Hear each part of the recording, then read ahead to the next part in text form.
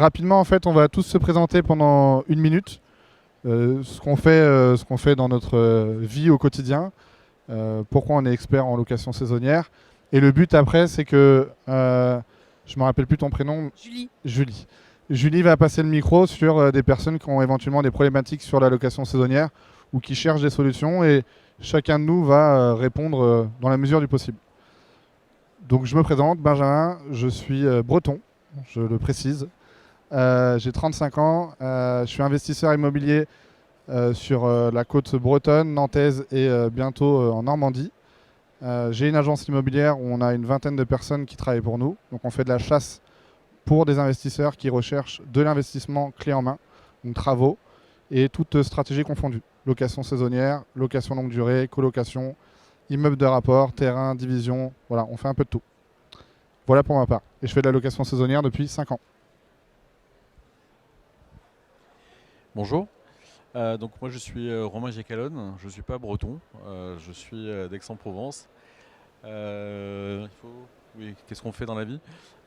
Donc pour faire focus sur location courte durée, donc moi j'ai eu une conciergerie pendant 3 ans que j'ai revendue pour retrouver une vie normale. Et maintenant, j'essaye d'aider ceux qui créent des conciergeries à le faire, pas comme je l'ai fait moi au début, donc en évitant des problèmes, en mettant en place des bons process, des bonnes solutions dès le départ. Ça, c'est une partie de mon activité aujourd'hui, de faire du conseil, de l'accompagnement pour des conciergeries ou en devenir ou existantes. Et à côté de ça aussi, ce qui me prend beaucoup de temps, c'est que je travaille aussi pour des sociétés du secteur. Donc parmi les sociétés qui sont présentes ici, vous avez Minute, PriceLab, GuestReady. Donc j'accompagne aussi ces sociétés sur leur visibilité sur le marché français. Donc j'aide ces sociétés à arriver à vous parler et à vous présenter leurs solutions. J'aide les gens qui sont gestionnaires, hébergeurs, à trouver les meilleures solutions pour eux, que ce soit outils logiciels mais aussi process, parce que c'est vraiment quelque chose qui est très très important quand on veut qu'on gère quelques biens ou des dizaines ou des centaines. C'est vraiment pour moi quelque chose qui est crucial si on veut se développer de façon sereine. Alors bonjour à tous, donc moi c'est Nicolas, je suis connu sous le nom de Nicolas Automatique BNB sur les réseaux sociaux. Donc moi je viens de Bourgogne-Franche-Comté et donc je gère actuellement une vingtaine de biens en location courte durée et en sous-location professionnelle. Je fais de la sous-location professionnelle et de la location courte durée depuis maintenant 2017. Et donc je fais de la même manière que mes collègues de l'accompagnement et de la formation autour donc de la location courte durée et de la sous-location pour vous aider à maximiser d'une part vos revenus et à limiter toutes les tâches chronophages qu'on peut avoir lorsqu'on fait de la location courte durée. Donc moi, c'est surtout autour de l'automatisation et de la délégation que je me suis spécialisé. Et donc si vous avez des questions à ce sujet tout à l'heure, n'hésitez pas à les poser et puis on reviendra et puis je répondrai à un maximum de vos interrogations. Bonjour tout le monde, alors moi je m'appelle Thomas, je suis investisseur immobilier, je travaille pendant 12 ans dans le tourisme aux États-Unis et en France. Aujourd'hui j'investis principalement en location courte durée qui est devenue un peu mon expertise et j'accompagne des loueurs en courte durée, que ce soit des particuliers ou des conciergeries, à se professionnaliser dans cette activité au travers du channel manager Beds24. Je pense qu'on a fait le tour des présentations. On peut commencer à prendre quelques questions s'il y en a. En fait, il faut qu'il y en ait. Allez, c'est parti, la première. Les voyageurs ne lisent jamais les procédures qu'on leur envoie. Donc on est souvent dérangé pour savoir comment rentrer, quelle est la procédure finalement. Est-ce que vous avez des conseils à nous donner pour mettre en place des procédures qui soient lues par tout le monde, quel que soit l'âge et quel que soit le niveau d'appétence en termes d'utilisation du smartphone? Quelqu'un veut répondre ou je m'y attelle? Allez. Alors, c'est vrai, ils ne lisent jamais. C'est très compliqué. Ce qu'il faut, de mon point de vue, c'est leur fournir la bonne information au bon moment. Ça, clairement, vous pouvez le faire en automatisant vos messages, principalement avec des channel managers comme Beds24. Mais aujourd'hui, l'idée, c'est de faire le plus simple possible pour vos clients. Si vous leur envoyez un email avec un pavé de texte, personne ne lira. Tout comme personne ne lit votre annonce si vous avez mis des chapitres et des chapitres en description. Vous devez faire le plus simple possible, succinct, utiliser des listes, des bullet points là. Faites en sorte que ce soit très court et qu'il n'ait pas plus d'informations qu'il n'ait besoin au moment où il lit le message que vous lui avez envoyé. Donc, ce serait vraiment mon conseil aujourd'hui. Après, il va falloir jauger entre le moment où la personne a réservé et le moment où elle arrive. Des fois, on se retrouve finalement à avoir des tonnes d'informations qui arrivent d'un coup aux voyageurs et il s'y retrouve plus parce qu'il reçoit plein d'emails. Donc ça, c'est pareil, c'est quelque chose que vous pouvez gérer avec des channel managers. Faites en sorte en fonction du moment où ils ont réservé, d'avoir l'email le plus court et le plus précis possible sur comment je rentre, c'est quoi la procédure pour rentrer, qui faut appeler, quel est le code de la boîte à clé, où est-ce que je me gare. Et logiquement, ça devrait le faire. Mais après, le reste des infos, peut-être essayer de les étayer et peut-être les mettre aussi dans l'appartement, puisqu'ils vont en avoir besoin dans un second temps. Par exemple, le code Wi-Fi, ils n'en ont pas besoin quand ils réservent. Ils en ont besoin une fois dans le logement. Donc voilà, ce serait vraiment mon meilleur conseil à ce niveau-là. Je ne sais pas si quelqu'un veut rajouter quelque chose. Alors je voulais rajouter quelque chose justement par rapport à ce que disait Thomas, lié au moment. Effectivement, je pense qu'il faut aussi penser à tout ce qui est signalétique, information dans votre logement. Ça souvent c'est oublié. Il y a beaucoup d'informations qui peuvent être transmises quand la personne est dans le logement. Donc ça, c'est vraiment important. Et la deuxième chose, il faut se dire que le moment où les gens sont le plus attentifs à vos messages, c'est au moment où ils viennent de réserver. Au moment où ils viennent de réserver, les personnes ont besoin d'avoir la confirmation de la réservation, vérifier que le paiement est bien passé, etc. C'est comme vous, quand vous achetez sur Amazon, c'est discount ou autre, vous venez de faire une commande, vous regardez tout de suite, vous checkez vos mails pour savoir si tout s'est bien passé. Donc si vraiment vous devez passer des informations importantes, c'est aussi à ce moment-là. Sans évidemment faire des pavés comme vient de le dire Thomas, donc vraiment sélectionner les informations qui sont les plus indispensables. Mais les informations indispensables, à ce moment-là, au moment T où la personne vient de réserver, c'est important de lui donner. Et c'est dans ce sens que les channel managers sont intéressants parce que même si vous n'êtes pas sur votre téléphone, les informations s'envoient automatiquement. Évidemment, si c'est vous qui l'envoyez manuellement, vous allez envoyer l'information à vos voyageurs uniquement lorsque vous allez vous apercevoir qu'il y a eu une réservation. C'est peut-être 1 heure, 2 heures, 3 heures après que la réservation ait eu lieu et donc votre voyageur n'est plus sur son téléphone ou sur son ordinateur à ce moment-là et peut-être aussi qu'il va passer à côté de l'information. Donc c'est dans ce sens-là où aussi l'automatisation permet d'améliorer le parcours du voyageur et de transmettre les bonnes informations. Ouais, je voulais rajouter quelque chose aussi. On a vu effectivement la question de la longueur des messages et la temporalité. Quelque chose qui est important aussi que vous ayez en tête, c'est que je sais que les channel managers, c'est très compliqué de pouvoir les comparer et de savoir comment les comparer. Ça peut vraiment prendre un temps fou et on peut aller très très loin dans la partie technique. Mais sachez que sur la question, par rapport à la question qui a été posée, il y a aussi une question de délivrabilité des messages. Et vous avez des channel managers qui vont avoir une intégration beaucoup plus avancée en termes d'API avec la messagerie des channels, avec Airbnb, avec Booking, etc. Donc vous avez des channel managers qui vont vous permettre que les messages que vous envoyez arrivent dans l'inbox directement, Airbnb, Booking, VRBO, etc. Et pas par mail. Donc ça, c'est peut-être un point aussi à creuser de votre côté si vous êtes en recherche ou comparatif d'un outil, de poser cette question-là. Parce que les mails, souvent, moi ça m'est arrivé quand j'avais ma conciergerie, j'ai pas reçu le mail, je suis devant le logement, comment on fait pour rentrer? Donc un outil qui peut vous permettre ça, peut vous permettre de aussi réduire ces mails qui disparaissent. Et après, vous avez d'autres pistes aussi, comme des outils comme Yago, par exemple, qui a un livret d'accueil numérique qui fait d'autres choses aussi, qui va permettre d'étendre la délivrabilité des messages via d'autres outils, d'autres canaux, qui sont le SMS et WhatsApp aussi. Donc ça peut être une piste aussi de dire, par mail, je vois que ça ne marche pas, est-ce que je n'ai pas des solutions pour envoyer automatiquement des messages via SMS et via WhatsApp, où là, le taux d'ouverture d'un message WhatsApp ou SMS est 10 fois plus important, beaucoup plus qu'un email.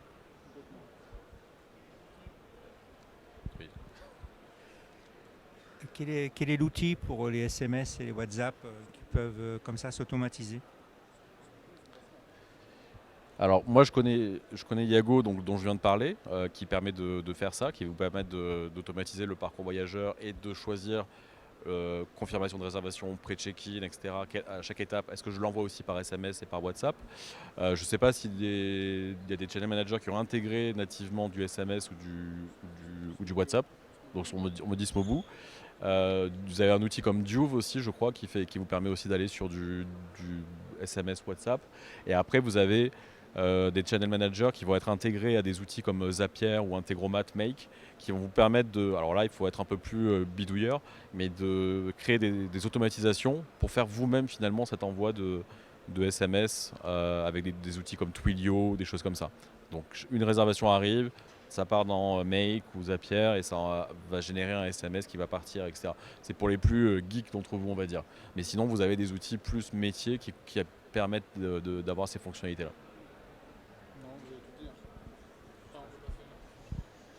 Après, sur l'outil Base24 et Superhot, je sais que c'est possible d'envoyer aussi des SMS sans bidouiller justement.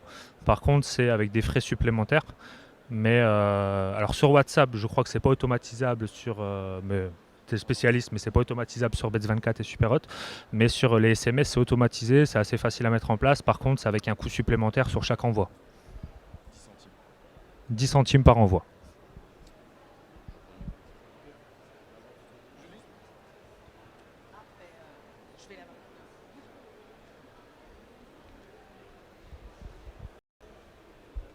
Merci beaucoup. Bonjour à tout le monde. Oui, je voudrais poser une question au sujet des commentaires.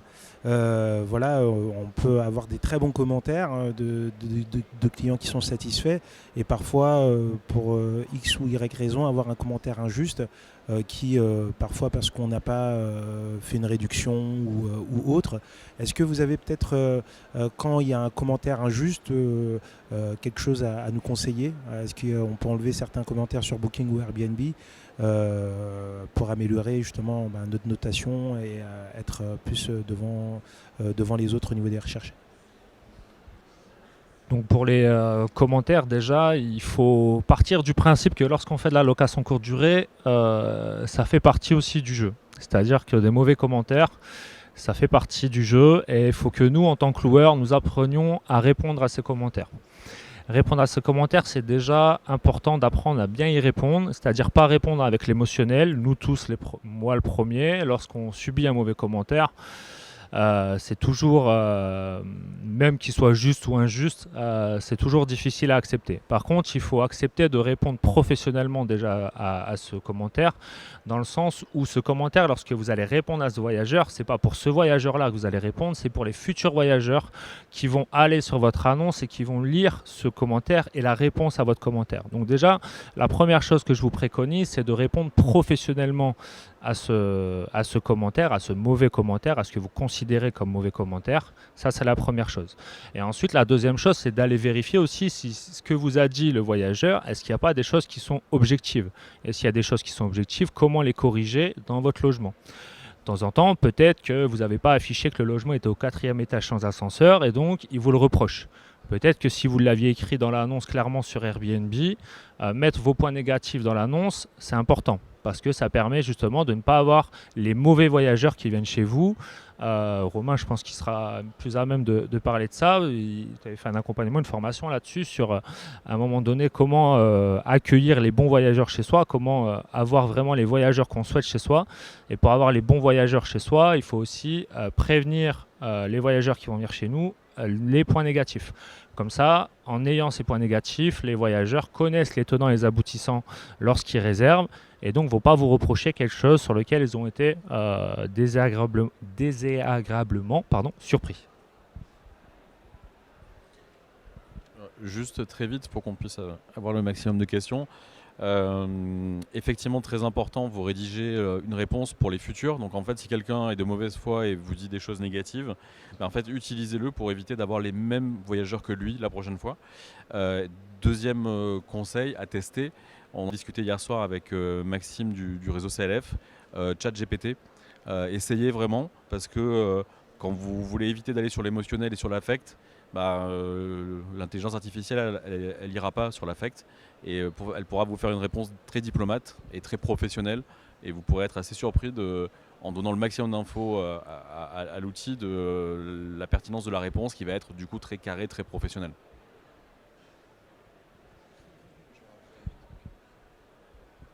Je vais rajouter un petit truc là, si on se donne des tips aujourd'hui. Ce serait d'être proactif à 2 niveaux. Le premier, c'est de faire bien comprendre au client, en tout cas d'avoir un mot à un moment donné dans sa réservation, peut-être en amont, peut-être dans le logement, qui lui dit voilà, si jamais il y a un problème, n'hésitez pas à nous contacter. Faites-nous un retour, qu'on puisse vous proposer une solution. Donnez-nous une chance de vous donner une solution. Ça peut vous sauver la vie. Et deuxièmement, s'il n'y a pas eu de problème, à la fin, demandez un bon commentaire. N'hésitez pas. Souvent, je vois des gens qui hésitent à le faire. Mais s'il n'y a pas eu de soucis, dites-lui. Alors, il y a différentes façons de demander. Moi, j'en utilise une qui est, on va dire, un peu subliminale, dans le sens où je ne le demande pas, mais je leur dis, voilà, merci d'avoir séjourné chez nous, merci pour votre confiance. Je vous ai laissé un commentaire 5 étoiles. J'espère que vous avez apprécié votre séjour. Passez un bon retour. Et je leur demande pas de me mettre un commentaire, mais je leur dis que je leur ai fait à eux.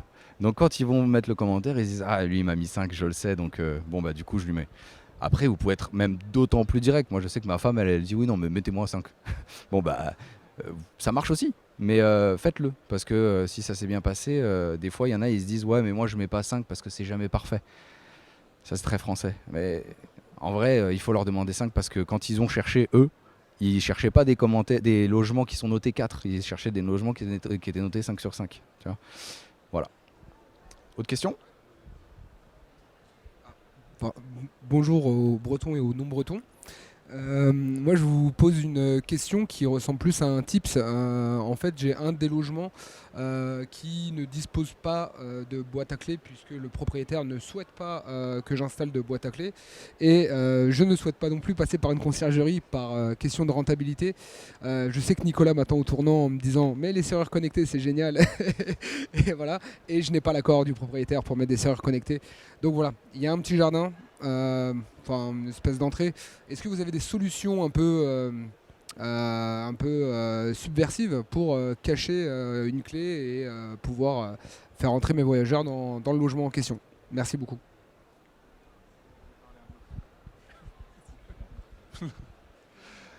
Alors il y a pas mal de solutions, mais qui sont aussi payantes. Il y a des solutions type Wellkeys, où tu peux déposer tes clés en fait dans des endroits type casino, laverie automatique et tout ça, où tu vas devoir payer en fait un forfait en fait en fonction de la clé, en fonction des allers-retours. Tu as aussi d'autres solutions qui... Comment ? Keynest. C'est Wellkeys, c'est Keynest. Et il y a une autre solution qui existe aussi, c'est KeySafe, je crois que c'est comme ça que ça s'appelle, ou KeyCafe. C'est un système de boîtes où tu vas avoir une trentaine de clés dans le système. Et moi j'ai un ami là, entre autres, il a fait ça dans une laverie automatique où il facture 20 € ou 25 € par mois en fait le système de boîtes par propriétaire. Et en gros, ce qui est bien dans une laverie automatique ou un casino, c'est que tu as quand même une durée quand même de 7 h jusqu'à 21 h le soir où tu peux récupérer tes clés. Ça, c'est une solution qui coûte pas grand chose. Moi, j'ai certains appartements où je continue à faire entrée automatique, entrée payante plutôt, où j'ai une personne qui remet la clé à chaque voyageur, à chaque entrée et chaque sortie, parce que j'ai des problèmes avec la copropriété et j'ai pas eu le choix. Mais cette solution-là, elle se trouve, tu peux demander à des partenaires KeyCafe où ils sont basés dans ta ville. KeyCafe. Hein ? KeyCafé. Je sais pas comment on dit d'ailleurs. Ouais, KeyCafé. Tu nous avais donné 2 noms. C'est Et KeyCafe. l'autre, c'est Keynest. Keynest. Okay. Keynest, ouais. et KeyCafe. Et c'est pas mal. Ça marche très très bien en Angleterre, Keynest. Je l'ai essayé en voyageur et ça marche bien. Et après en solution cachée, boîte à clé, mais moi je suis pas fan de la boîte à clé, donc j'en parlerai pas en bien. Moi j'ai un conseil gratuit. C'est ce que j'ai fait moi pour ma conciergerie et ce que je dis aux personnes que j'accompagne qui veulent se lancer. Quand je laisse ma voiture chez le garagiste, je dis pas au garagiste comment il doit travailler et ce que j'accepte ou pas. Donc en fait, si le propriétaire vous commissionne pour ne pas faire des choses qu'il ne va pas faire lui, ce que vous allez faire vous, ça ne le concerne pas en fait. Donc en fait, la notion de serrure connectée, etc., de mon point de vue, C'est pas au propriétaire de choisir si vous utilisez ou pas une serrure connectée. Ça fait partie de vos process, ça a des avantages pour lui, ça c'est aussi quelque chose qui est très important. Il faut arriver à expliquer au propriétaire les bénéfices. C'est pareil, des propriétaires qui vont dire moi je veux pas faire de tarification dynamique, je veux vous me donner un prix qui est fixe tout le temps. Bah oui, mais en fait vous allez perdre de l'argent. Bah, c'est pareil en fait. C'est-à-dire que si vous n'avez pas une arrivée autonome, bah, vous n'allez pas pouvoir prendre des résas à 22h, à 23h en ultra dernière minute. Donc la rentabilité elle est impactée aussi. Donc pour moi c'est la première chose à faire, c'est déjà d'être droit dans vos bottes dès le départ en disant au propriétaire c'est comme ça que je travaille. Et de lui montrer les avantages. Effectivement, pour compléter, dans le top 10 des recherches ou des filtres sur Airbnb, il y a l'entrée autonome. Donc je pense qu'il faut surtout convaincre le propriétaire que c'est une recherche pour les voyageurs très importante et qu'effectivement il perd énormément. Donc en lui démontrant que c'est une recherche importante, dans les recherches sur Airbnb, voire même Booking, je pense qu'il va accepter. Mais je pense qu'effectivement, ce qu'a dit Romain, c'est extrêmement important. C'est que lorsqu'il travaille avec toi, il faut qu'il accepte tes process. Sinon, il travaille avec quelqu'un d'autre. En fait, il est sous-loueur, Ouais, c'est pour ça qu'il ne peut pas demander l'autorisation au propriétaire. Il fait de la sous-location. C'est pas un problème de concierge. C'est Merci. que voilà, il veut pas avoir de boîte à clé dessus. Ouais, c'est ça. En fait, le propriétaire en soi, Il s'en fout. des arguments parce que tout l'argent qui est généré par les locations me revient à moi et non pas à lui. Donc, il n'y a pas trop d'intérêt pour lui d'accepter des arguments en fait. Il veut pas parce qu'il veut pas que tu touches à sa porte ou un truc comme ça. Ouais, c'est tout à fait ça. Ouais. Ouais. Il veut pas que je touche à la porte et la copro n'est pas d'accord pour mettre une boîte à clé sur les murs. Ok. Mais tu peux aussi mettre une boîte à clé en dehors, Boîte aux lettres, ouais, c'est pas mal. dans la boîte aux lettres, Ouais, oui. ou même en dehors de l'immeuble. Ça se fait beaucoup. Je pense que je vais cacher ça dans la rue, mais bon, c'est pas génial. Ok, merci en tout cas pour vos réponses tout le monde. Merci Avec à vous. plaisir. Autre question? Comment on choisit un channel manager, un PMS quand on démarre? Alors, comment on choisit un channel manager? Je dirais déjà, bien évidemment, regarder en termes de fonctionnalité et surtout de fiabilité. Qu'est-ce qu'on demande à un channel manager aujourd'hui? C'est nous éviter du surbooking, d'avoir une synchronisation parfaite et derrière d'avoir un maximum de fonctionnalités pour pouvoir automatiser un maximum de choses. Donc moi, c'est là-dessus que je partirais. Bien évidemment, après, il faut voir avec quelle plateforme ils se connectent aussi. Il y en a comme Beds24 qui se connectent avec des dizaines et des dizaines de plateformes qui ne sont pas forcément toutes pertinentes pour vous. Tu en as d'autres qui sont beaucoup plus axées location courte durée comme Superhot. Aujourd'hui, voilà, l'idée c'est de savoir qu'est-ce qui est le plus adapté pour toi finalement. Je ne sais pas si quelqu'un veut répondre. Pour compléter ce que vient de dire Thomas, en fait, effectivement, la question que vous devez vous poser, c'est quels sont vos besoins? Qu'est-ce que vous allez vouloir faire avec cet outil? Avec quelle effectivement, plateforme connectée, avec quelle serrure connectée, quel Nuki, Glowhome, etc. Est-ce que vous allez devoir créer des comptes pour vos équipes? Est-ce que vous gérez la langue française, la langue anglaise? Est-ce que vous avez des appétences avec l'outil informatique ou pas? Parce que chaque channel manager a ses points forts et ses points faibles. Donc je pense que ce qui est surtout le plus important, c'est de cibler ses besoins. Et nécessairement, il y aura un outil qui va correspondre à vos besoins. L'outil parfait, il n'existe pas, mais il y aura au moins un des outils qui... Moi, je sais que j'ai commencé par Beds24, maintenant je suis sur Superhot. Moi, par exemple, pour mes équipes, parce que je travaille avec, je délègue beaucoup de choses, mes équipes préfèrent Superhot dans le sens où c'est écrit en français, ils ont une application. Lorsque c'était Beds24, ça faisait les mêmes fonctionnalités, en tout cas de moi ce que j'utilisais, mais lorsque c'était écrit en anglais, ça les mettait en difficulté. Mais ça, c'est mon besoin, moi, ça ne veut pas dire que c'est votre besoin. Donc c'est vraiment ça qu'il faut avoir en tête.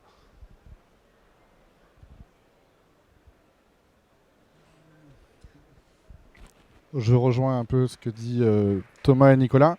Moi, je suis maintenant depuis 3 ans chez Amenities. J'étais sur SiteMinder, Kigo. J'avais fait pas mal de choix dans mes channel managers.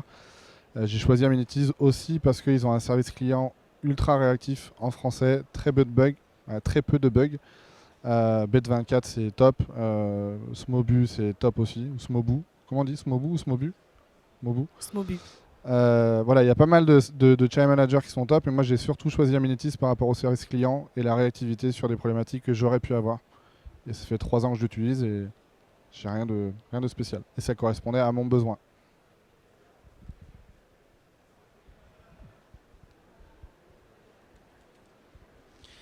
Bonjour. Aujourd'hui, ma question elle est un peu basique. Je suis débutant, je viens de démarrer. La question a déjà été posée à Nicolas tout à l'heure.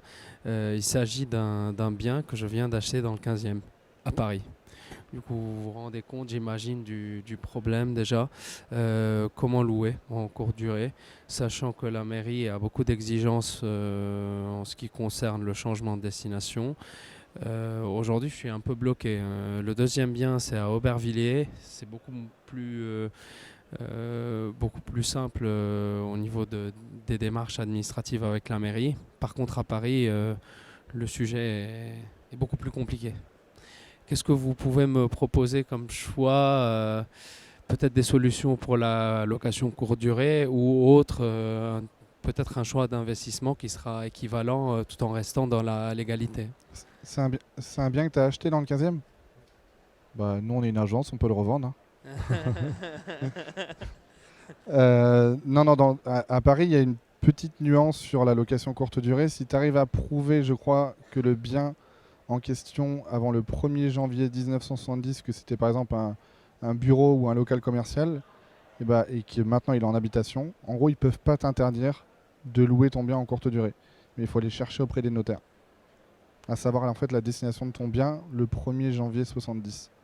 Auprès des notaires, mais c'est vague. Là, tu dois chercher auprès des notaires la destination du bien. Ouais, normalement les notaires ils l'ont en fait. C'est assez long à chercher. Hein. J'ai un copain à Paris qui achète des appartements à Paris et qui fait ces recherches-là en amont en fait. Après sur la réglementation à Paris, je la connais pas plus que ça, mais je sais que ça c'est un tips que des copains parisiens m'ont dit de faire.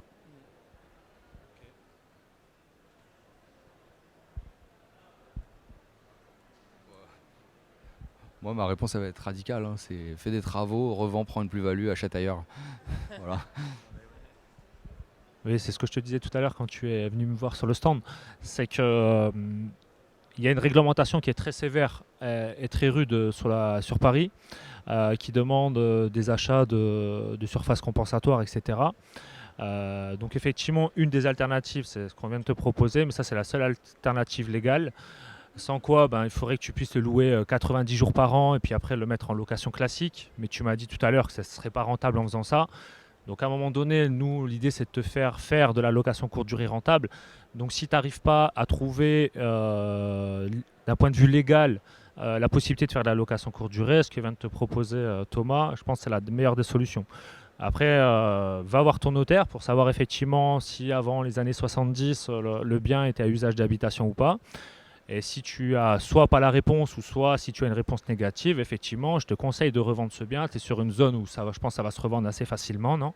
Donc voilà, et au moins tu pourras par la suite repartir sur un nouveau projet. Vaut mieux faire ça que continuer à payer un crédit que tu vas peut-être pas être en mesure de payer sur 15, 20, 25 ans et te mettre en très grande difficulté parce que tu pourras plus jamais investir derrière.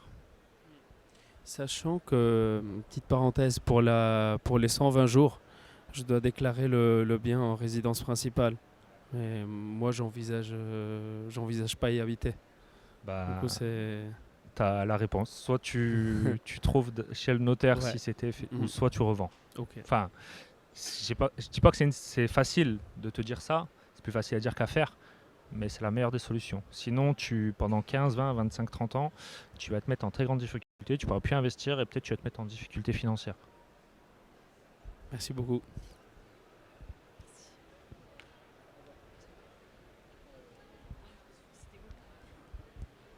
Bonjour.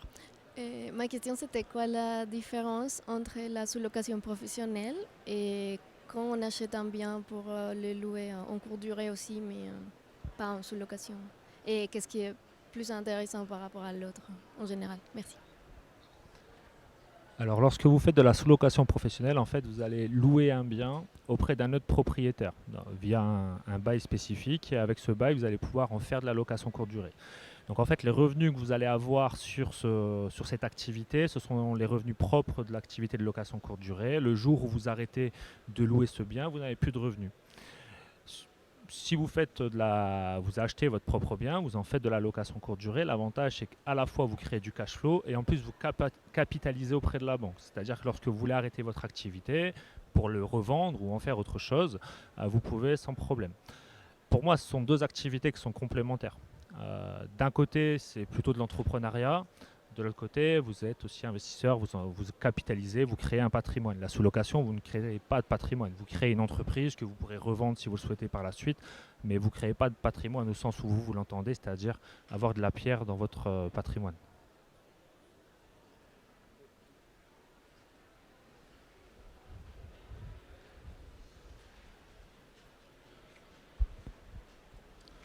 Bonjour, alors j'ai deux questions, notamment la première sur comment calculer la valeur d'un portefeuille de conciergerie et la deuxième plus pour la partie en cours d'activité, donc sur la partie ménage, pour un portefeuille d'une dizaine de lots, une quinzaine, une vingtaine, est-ce qu'on est mieux de salarier une personne pour le ménage ou prendre un indépendant? Merci. Alors, on m'a donné le micro, donc a priori je suis censé répondre. Du coup, alors la première question, valorisation d'un portefeuille d'une conciergerie. Alors je connais pas je connais pas de formule standard là-dessus. Vous m'entendez pas? Si, c'est mieux. Moi, ce que j'ai utilisé en tout cas pour ma propre, quand j'ai dû arrêter mon activité et qu'une autre conciergerie m'a proposé de reprendre mes mandats, c'était de prendre en fait le revenu annuel de chacun des logements et de le multiplier par un coefficient pour dire bah voilà, on te prend tant par mandat, enfin chaque mandat a telle valeur en fait pour reprendre ton activité. J'ai la deuxième question. Une autre question? Non, j'essaie de communiquer avec le monsieur. Alors c'était sur la partie ménage, pour un portefeuille d'une dizaine de lots en conciergerie, est-ce qu'on est mieux de salarier quelqu'un ou garder des auto-entrepreneurs ou les deux? Après, ça va dépendre de la façon dont on veut mener son activité, de la croissance qu'on vise aussi, le développement qu'on vise sur son activité. Dans tous les cas, à un moment donné, je pense que si vous suivez de près vos chiffres, vos stats, etc., le nombre d'interventions que vous faites, assez vite, vous allez vous rendre compte qu'avoir quelqu'un qui est salarié à temps plein va être beaucoup plus rentable que de travailler avec des auto-entrepreneurs. Avec l'autre avantage que ça a aussi, c'est que si vous avez quelqu'un qui est à temps plein pour vous, sur tout ce qui va être... déjà, vous avez généralement moins de risques de personnes qui vous lâchent du jour au lendemain, etc. Et s'il y a des extras à faire en dernière minute, vous allez plus facilement pouvoir réagir qu'avec de devoir trouver vous-même ou des personnes en plus ou quelqu'un qui va se rendre disponible si elle travaille pour d'autres clients, par exemple.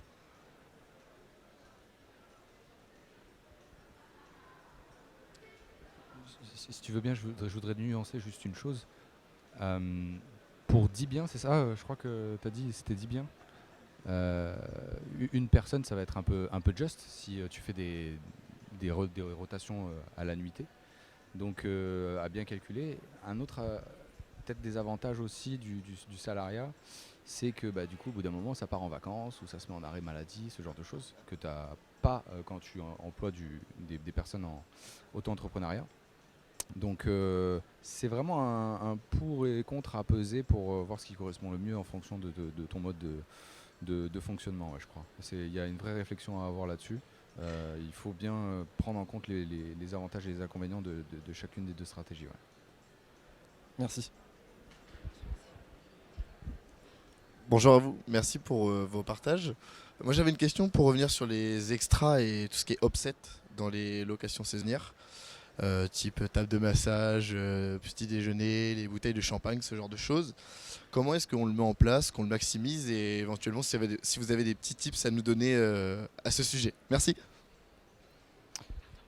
Écoute, tu peux le mettre en place avec des channel managers en vendant de l'upsell. Donc typiquement, tu as la possibilité en fait, de proposer des services additionnels directement après la réservation.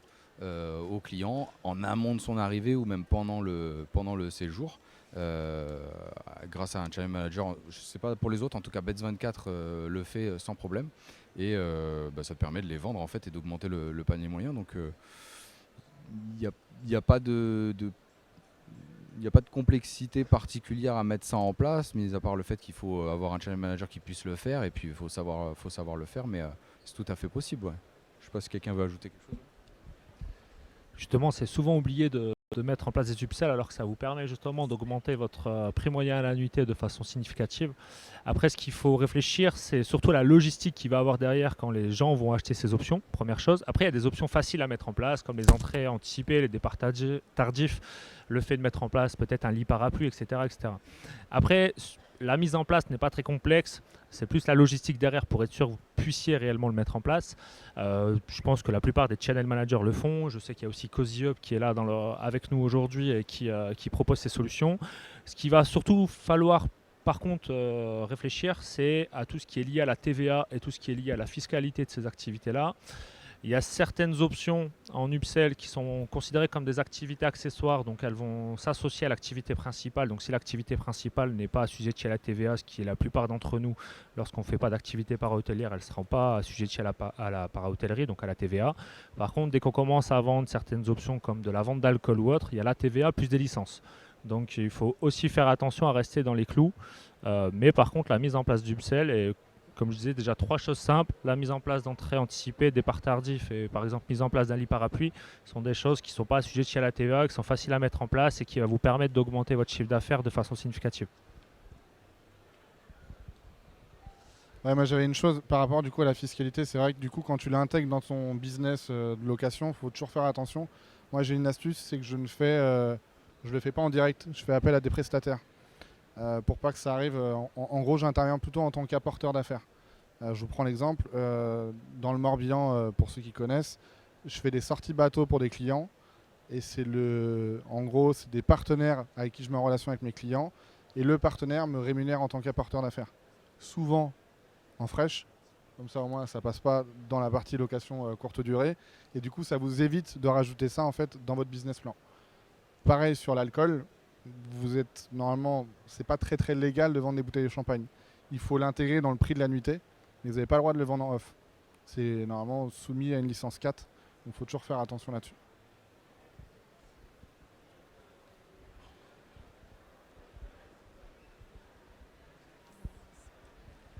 Bonjour. Voilà, je débute dans l'activité et j'aimerais savoir en tant qu'auto-entrepreneur, quand on débute, ce qui est un statut un peu flou à mon avis, à quel moment peut-on envisager un autre statut du genre URL quand on passe à plusieurs locations saisonnières pour son propre compte au niveau de la législation, qu'est-ce qui peut être plus simple quand on travaille pour soi-même en fait, entre auto-entrepreneur et créer une URL. Voilà, merci. C'est pour quelle activité? Conciergerie ou sous-loc? Non, la location saisonnière simple. C'est-à-dire? Hébergement. Pardon. Propriétaire de l'appartement ou du oui, coup... oui, tout à fait. Oui, en tant que propriétaire, oui. Ah, en tant que propriétaire, si vous devez acheter en nom propre ou en société? Oui. Ok, parce que vous avez dit EURL et c'est pas quelque chose qu'on fait dans l'immobilier sur de l'acquisition d'immobilier. Vous pouvez juste me répéter une question peut-être plus claire pour que je puisse vous répondre? En gros, c'est acheté en nom propre ou acheté en société? Non, oui, alors c'est acheté en nom propre, voilà. Ah pardon, c'est acheté en nom propre et j'ai rencontré une expert comptable qui nous disait il faut faire attention en tant qu'auto-entrepreneur. Il faut plutôt penser à un statut du genre, j'y connais rien, hein, du genre URL, une société. Alors je m'inquiète, je me pose la question là-dessus. URL, pardon. Là où je comprends pas la question, en fait, c'est que si vous investissez dans l'immobilier, soit vous êtes en nom propre, donc c'est nom propre, ou soit vous êtes en SCI, SAS, SARL, peu importe. Oui. Mais du coup, l'auto-entreprise, c'est plutôt quand on veut monter un business sur de la conciergerie ou de la sous-loc. Mais Thomas a peut-être décelé la question. Merci. En fait, je pense que ce qu'a voulu dire le comptable, c'est que vous êtes auto-entrepreneur à titre personnel, vous exercez une activité. D'ailleurs, je ne sais pas ce que c'est, vous faites quoi? La location saisonnière en hébergement. Oui. Ok. Mais vous avez un statut auto-entrepreneur aujourd'hui? Oui. Ok. Enfin, et vous c'est avez normal. acheté un logement que vous voulez exploiter Oui. à votre nom? Oui. Ok. Oui. Donc vous allez être probablement LMNP, loueur meublé non professionnel. C'est ça. Ok. Donc vos revenus LMNP vont être fusionnés avec l'auto-entrepreneur, si je ne dis pas de bêtises, puisque c'est des revenus en nom propre. Mhm. D'accord. Et c'est Mhm. là où elle voulait vous dire, attention, vous avez des seuils en auto-entrepreneur que vous pouvez ou pas dépasser, mais les revenus des deux vont être confondus. Mais vous n'êtes pas auto-entrepreneur si vous faites, vous faites de la location en loueur meublé professionnel, en fait. Pour l'instant, si vous voulez, c'est mon époux qui veut pas. Tu veux te prononcer là-dessus?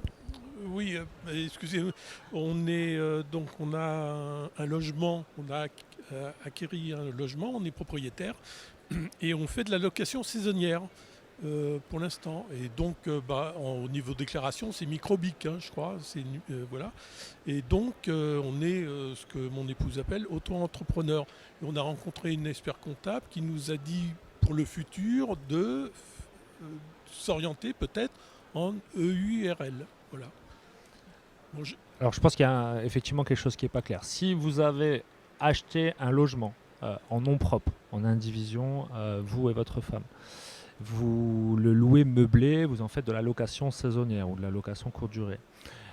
Vous avez investi en nom propre, vous êtes donc soit sous le statut loueur meublé non professionnel, soit sous le statut loueur meublé professionnel. Tout dépend de vos revenus différents que vous pouvez avoir à côté. Logiquement, dans ce que vous dites, si vous, de base, avant même d'avoir investi dans cet appartement ou cette maison, vous n'étiez pas en auto-entreprise, il n'y a pas de raison de parler d'auto-entreprise dans cette activité, en fait. Donc pour moi, je ne sais pas si vous parlez d'auto-entreprise un peu maladroitement sans maîtriser le terme, ou si réellement vous avez créé une auto-entreprise pour ça, mais vous n'avez pas besoin de créer une auto-entreprise pour un bien que vous avez acheté en nom propre. Vous le mettez simplement sous le statut LMNP ou LMP et vous pouvez le mettre en location saisonnière sans aucun problème. Après, tout à l'heure, vous avez effectivement parlé de microbic. Donc ça, c'est la manière dont on déclare nos revenus de la location meublée en nom propre. Donc on peut soit être au réel, soit en microbic. Je pense qu'il serait intéressant aussi de voir avec votre expert comptable si vous avez acheté ce bien récemment, si vous avez fait des travaux, si vous l'avez meublé, etc. S'il n'est pas plus intéressant aussi d'être au réel. Parce qu'en microbic, vous abattez 50% ou 71% si vous êtes classé. Mais je pense que vous allez perdre de l'argent si vous n'êtes pas au réel. Mais je pense qu'il faut avoir cette discussion avec votre expert comptable. Parce qu'on ne comprend pas, c'est pour ça qu'on vous a demandé de reformuler. Ouais, ou au pire vous changez de comptable, parce que j'ai l'impression qu'il ne maîtrise pas le sujet. Parce que en fait, c'est pour ça qu'on a demandé de reposer la question, parce qu'on ne comprenait pas pourquoi, et on ne comprend pas pourquoi il y a une histoire d'auto-entreprise ou de micro-entreprise dans votre question. D'accord, merci.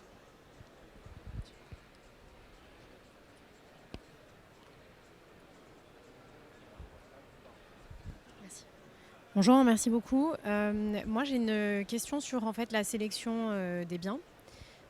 Souvent, on sait que plus il y a de couchage, plus le prix à la nuitée augmente. Et en fait, je voulais un petit peu avoir des informations sur votre propre expérience, étant donné que vous gérez pour votre compte ou pour d'autres des biens. Est-ce que, au final, pour vous, ce qui est plus intéressant, c'est éventuellement prendre un bien plus important en taille, bon, forcément du coup aussi en capital, mais qui pourra du coup avoir un prix à la nuitée plus élevé, ou peut-être plutôt prendre des biens qui sont a priori plus rendables parce que plus petits, moins chers, et peut-être les faire monter en gamme pour pouvoir louer la nuitée plus cher. Et là, ma question, j'essaie de taper un petit peu sur votre expertise 360, c'est-à-dire la gestion des problèmes qui arrivent quand on loue un appart où il y a 6 personnes qui vont loger versus un couple ou une personne seule. Merci beaucoup. Et j'ai conscience que ça dépend des villes, hein, bien sûr, mais voilà, merci. J'avais juste une question pour compléter. C'est en achat en nom propre, en conciergerie, en sous-location que vous posez cette question ou... Pardon, je suis investisseur individuel et c'est pour mon compte, ouais. Ok. Parce qu'effectivement, en fonction du business model, donc qu'on soit en conciergerie, sous location ou bien qu'on détient nous-mêmes, on n'aura pas la même réflexion et la même notion de rentabilité. Après, pour moi déjà, en termes de temps et de gestion, qu'on gère un bien qui soit un studio, un T2 ou un T4 ou un T5, statistiquement, il y a le même nombre de problèmes qui peut arriver sur une réservation donnée. Donc, à un moment donné, c'est plus effectivement de se poser la question, en utilisant des outils comme RGNA, PriceLabs, etc. Quels sont les logements qui sont les plus recherchés dans votre secteur et en fonction de ce type de logement, parce que si on achète un T6 et que derrière il y a rarement des personnes qui louent ce type de logement, ça sert strictement à rien. Donc c'est aussi réfléchir à quels sont les types de logements qui sont les plus recherchés si vous voulez le mettre en location courte durée. Après, je le répète souvent, la location courte durée, c'est une cerise sur le gâteau. Il faut aussi penser rentabilité lorsque votre bien il est loué à l'année, soit meublé, soit nu, et il faut aussi penser au plan B au cas où vous arrêtiez la location courte durée ou s'il y a des réglementations qui se mettaient en place. C'est surtout ça que je voulais préciser. Mes collègues vont pouvoir rentrer un peu plus en détail, mais ayez toujours en tête que la location courte durée, c'est la cerise sur le gâteau. Faites pas vos calculs de rentabilité uniquement sur la location courte durée, parce que si un jour il y a un changement de réglementation ou autre dans votre ville,